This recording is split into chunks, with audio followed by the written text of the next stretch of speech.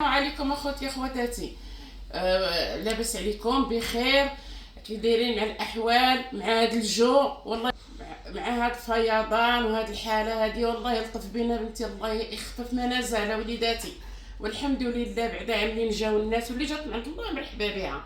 بغيت نقول لكم اولادي، راه درت واحد العشبه زوينه وافقتني انا، هي باش انا خرجت دابا بغيت نعاودها لكم.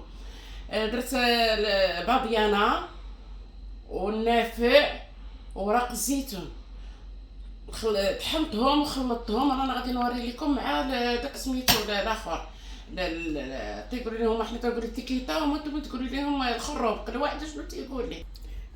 هذا سميتو باديانا، ورق الزيتون والكركدي، النافع البلدي، خلطناهم ودرناهم مع هذا الحين طحناه، هي باش ما هذا خلطوا مع هادو. خلات تقولوا نتوما التيكيتا وخروب ولا هذا، حنا تنقولوا لها الخروب. داك اللي تتباع عند مول الزريعه راه طويل، هذا تنقولوا حنا الخروب، ولكن شي منطقه اخرى تقول لها التيكيتا.